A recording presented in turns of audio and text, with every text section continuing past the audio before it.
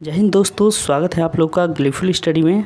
तो आज हम लोग प्रैक्टिस करेंगे एक नए टॉपिक पर लेटर, और ये लेटर भी फॉर्मेट है। अब कुछ और लेटर आएंगे जो कि फॉर्मल लेटर होंगे। उसके बाद फिर हम लोग कुछ इनफॉर्मल लेटर का भी प्रैक्टिस कर लेंगे। तो चलिए आज के टॉपिक को देखते हैं। और ये टॉपिक आपको मिलेगा कहाँ पर और इसका पीडीएफ कहाँ पर मिलेगा, तो आपको ये सब कुछ टेलीग्राम चैनल पर मिलेगा। टेलीग्राम चैनल पर आप इसको पा सकते हैं। और जो लोग टेलीग्राम पर नहीं हैं वो लोग फिर कमेंट ज़रूर करेंगे। अगर उनकी असुविधा है टेलीग्राम में जुड़ने से तो वेबसाइट पर इसको अपलोड कर दिया जाएगा, अगर आपको प्रॉब्लम है तो। अदरवाइज टेलीग्राम पर ही ये मिलेगा। तो आप टेलीग्राम चैनल और ग्रुप दोनों जगह जुड़ जाइए। इसका लिंक आपको डिस्क्रिप्शन बॉक्स में मिल जाएगा। और अगर आपको डिस्क्रिप्शन बॉक्स में नहीं पता चल रहा है कि लिंक कहाँ है तो फिर आप कमेंट करिएगा, आपको डायरेक्ट लिंक प्रोवाइड कर दिया जाएगा। ओके, चलिए आते हैं टॉपिक पर। तो देखिए टॉपिक है कि आप राजेश या सीमा सेक्टर 13 आर.के. पुरम नई दिल्ली के निवासी हैं। परीक्षा के दिनों में शहर में लाउड स्पीकरों के कारण होने वाली समस्या की ओर ध्यान आकर्षित करते हुए जिला कलेक्टर सोनपुर बिहार को शिकायत पत्र लिखें। ओके, चलिए। तो जैसा कि हम लोग जानते हैं यहाँ पर सेंडर का एड्रेस होता है, तो यानी कि भेजने वाले का पता। तो भेजने वाले का पता में दिया हुआ था सेक्टर 13 आर.के. पुरम नई दिल्ली। ठीक है, तो हमने वैसा लिखा। फिर उसके बाद होता है डेट। तो हमने यहाँ पर डेट लिखा है जिस दिन परीक्षा होने वाली है। अब ये टेंटेटिव डेट है, ठीक है। हो सकता है कि ये डेट आगे बढ़ जाए, क्योंकि जिस तरह से एसएससी धीरे धीरे अपना गाड़ी को चला रहा है, उम्मीद है कि ये डेट बढ़ेगा। क्योंकि एक महीने के अंदर आप फिजिकल भी ले लेंगे और एक महीने के अंदर बच्चों को तैयारी भी करने का टाइम दे देंगे, तो ऐसा संभव नहीं हो सकता। और उम्मीद है कि जब तक दशहरा है तब तक तो नहीं हो सकता, मतलब रिजल्ट नहीं आ सकता है, क्योंकि छुट्टी ही रहता है ऑफिस में। तो ये उम्मीद है कि अब दशहरा के बाद ही आप लोगों का रिजल्ट आए। फ़िलहाल जो भी हो, प्रैक्टिस में आप लोग लगे रहें। जिनका उम्मीद है कि हो सकता है वो लोग देखिए, सेवा में जिला कलेक्टर सोनपुर बिहार। तो जितना इन्फॉर्मेशन दिया था हमने उतना यूज कर लिया। तो एक चीज़ आपको ध्यान रखना है कि पूरा लेटर लिखते समय यूएफएम का बहुत ज़्यादा आपको ध्यान रखना है। रूल क्या है यूएफएम का, कि आपको कोई भी अपना पर्सनल या फिर काल्पनिक कुछ भी नहीं डालना है, या तो नाम, पता, फ़ोन नंबर, खाता नंबर, कुछ भी नहीं डालना है। तो इस बात का ज़रूर ध्यान रखें। चलिए अब आगे आते हैं विषय पर। विषय था कि लाउड स्पीकर से उत्पन्न होने वाली समस्या के संबंध में। ठीक है, तो सिंपल सा ये था। उसके बाद एक लाइन का स्पेस देने के बाद फिर हम लोग क्या लिख सकते हैं, महोदय या फिर महोदया। अब आपके मन में ये सवाल ना हो कि जिला कलेक्टर केवल पुरुष ही होते हैं। तो आपने वो देखा होगा, ठाकुर भानु प्रताप सिंह था ना। हाँ, ठाकुर भानु प्रताप सिंह, हीरा ठाकुर की पत्नी। तो वो क्या थी, महोदया थी ना। तो वो भी कलेक्टर थी। तो ये इसलिए यहाँ पे महोदया भी सही है और लगाना ही पड़ेगा आपको। इससे इम्पैक्ट जो है अच्छा पड़ेगा, और कोई ख़ास बात नहीं है। आप महोदय लिखकर भी काम चला सकते हैं, लेकिन महोदया लिखते हैं तो यानी कि आप दोनों को बराबर इज्जत दे रहे हैं, इसीलिए ये ठीक रहेगा। मैं आपका ध्यान अपने शहर में लाउड स्पीकरों द्वारा उत्पन्न ध्वनि प्रदूषण की समस्या की ओर आकर्षित करना चाहता हूँ। तो इंट्रोडक्शन पार्ट में कुछ खास था नहीं, इसलिए छोटा सा ये इंट्रोडक्शन यहाँ पर दे देंगे कि लेटर हम लिखना क्यों चाह रहे हैं। अब आएंगे मेन बॉडी पार्ट में, कि मेन बॉडी पार्ट कैसे लिख सकते हैं।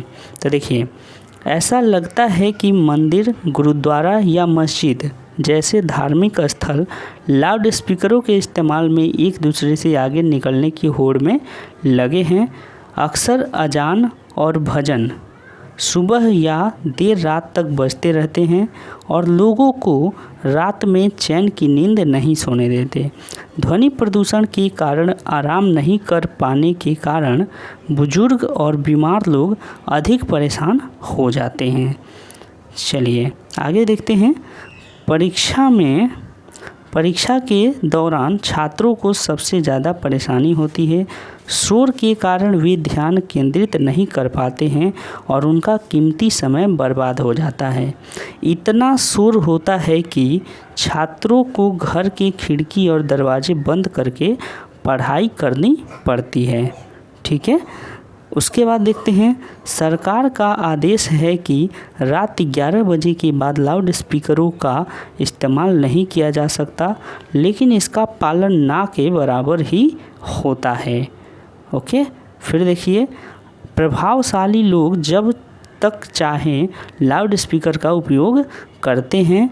आम जनता को परेशानी में डालने वाली ऐसी जगहों पर पुलिस भी नहीं आती है। ठीक है, तो आपको लग रहा होगा कि मेन बॉडी पार्ट कुछ ज़्यादा लंबा हो गया, ज़्यादा बड़ा हो गया, तो ऐसा वर्ड लिमिट तो नहीं होता है, लेकिन आप अपने लेटर को इफ़ेक्टिव बनाने के लिए थोड़ा सा उसमें कई सेंटेंसेस डाल सकते हैं जो कि उसको बेटर लेटर में दिखा सकें, यानी कि अच्छा एक लेटर दिखे, इसलिए थोड़ा सा सेंटेंस आप ऐड कर सकते हैं, बढ़िया सेंटेंस। ठीक है, यहाँ पे देखिए हम लोग समझ लेते हैं कि क्या क्या इसमें लिखा गया है।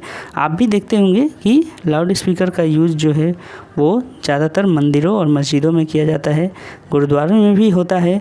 तो इस तरीके से क्या होता है कि ये कब कब बजते हैं, अजान या फिर भजन सुबह 4 बजे से भी बजने लगते हैं, और रात को कभी कभार 11-12 बजे तक भी बजते हैं। तो ऐसे कुछ एरिया में होते हैं जहाँ पे, और दिक्कत क्या होती है, दिक्कत होती है स्टूडेंट्स को, और बाकी लोग भी हैं जैसे कि बुज़ुर्ग हैं या बीमार लोग हैं, उनको परेशानी होती है। परीक्षा के कारण जो है स्टूडेंट्स को परेशानी होती है। इसके अलावा देखिए, और दिक्कत एक और है कि छात्रों को खिड़की और घर के दरवाजे बंद करके पढ़ाई करनी पड़ती है। और ये बात सही भी है कि अगर आपका परीक्षा हो और उस समय आवाज़ हो, शोर हो, तो फिर आपका कीमती जो समय है वो बर्बाद हो जाता है, क्योंकि आप ध्यान से पढ़ ही नहीं पाते हैं ना। तो ये सब चीज़ें दिक्कत करती हैं। और उसके बाद फिर देखिए, सरकार का एक आदेश भी है कि 11 बजे के बाद लाउड स्पीकरों का इस्तेमाल नहीं किया जा सकता, लेकिन इसका पालन ना के बराबर ही होता है। उसके बाद फिर यहाँ पर बाकी सारी पॉइंट जो है काफ़ी इजी हैं, तो आप समझ पाएंगे बहुत ईजीली। आपको लेटर ये हो या निबंध हो, ऐसी ही भाषा का प्रयोग करना है जो कि कोई भी समझ पाए। अब उसमें आप पूरे शुद्ध संस्कृत वाले शब्द भी नहीं डालें, या फिर आप उसमें शुद्ध अरबी भी नहीं डालें। ठीक है, तो जो हम लोग कॉमनली यूज करते हैं अगर वो डालते हैं, और एग्जामिनर अगर ठीक ठाक है, अगर हिंदी में वो प्रकांड विद्वान है, तब तो फिर वो खोजेगा कि शुद्ध हिंदी शब्दों को ही डालें। लेकिन फिर भी ऐसे कॉमनली वर्ड जो हैं आप यूज़ कर सकते हैं, कॉमन जो वर्ड्स होते हैं। देखिए इंट्रोडक्शन लास्ट जो कंक्लूजन यानी निष्कर्ष जो है उसको कैसे लिख सकते हैं आप। अतः आपसे विनम्र निवेदन है कि छात्रों के हितों को ध्यान में रखते हुए दोषियों के खिलाफ सख्त कार्रवाई करने के साथ ही लापरवाही करने वाले पुलिसकर्मियों के खिलाफ भी उचित कार्रवाई की जाए।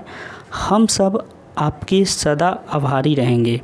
अब देखिए यहाँ पर इस लेटर में हमने क्या क्या कहा था, यानी कि पुलिस वालों को भी हम लोग दंडित करवाना चाहते हैं, क्योंकि वो भी देखिए पुलिस वाले भी कभी देखने नहीं आते हैं कि आम जनता को क्या परेशानी है। तो इसलिए यहाँ पर रिक्वेस्ट किया गया है कि थोड़ा उनको भी कुछ सबक सिखाया जाए। इसके बाद फिर आपको क्या करना है, एक लाइन का गैप देना है, धन्यवाद लिखना है। यहाँ पे आप धन्यवाद भी लिख सकते हैं, ठीक है, इसके लिए कोई दिक्कत नहीं है। आप चाहें तो धन्यवाद भी लिख सकते हैं, धन्यवाद। ओके, इसके साथ साथ कुछ लोग जो है धन्यवाद सहित भी लिखते हैं, तो वो भी आप लिख सकते हैं। तो कई तरह की चीज़ें होती हैं, आप यहाँ पर यूज कर सकते हैं धन्यवाद सहित, ठीक है, ये भी शब्द लिख सकते हैं। और उसके बाद भवदीय राजेश। अब फिर एक बार बता देता हूँ, कई लोग जो हैं वो अगर सीमा बन के लिखेंगे, यानी कि जो लड़की बनकर लिखेंगे, उनको यूज करना है भवदिया, ठीक है। आप भवदीय यूज नहीं करिएगा, भवदिया आपको यूज करना है, ओके। और भवदिया के बाद फिर कॉमा एक दे देना है, फिर यहाँ पे नाम लिख देना है सीमा। तो उम्मीद है कि आप लोग ये चीज़ें समझ गए होंगे और ये लेटर आपको समझ में आया होगा, पसंद आया होगा।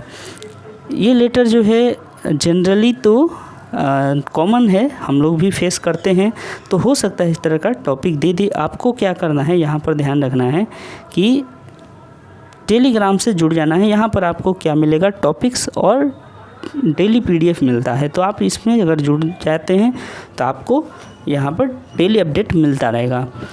कैसा लगा वीडियो आप जो लोग ज़रूर कमेंट करके बताइएगा। वीडियो को लाइक कीजिएगा और दोस्तों के संग शेयर कीजिएगा। चलिए मिलेंगे अगले वीडियो में, तब तक के लिए अपना ख्याल रखें। Thank you.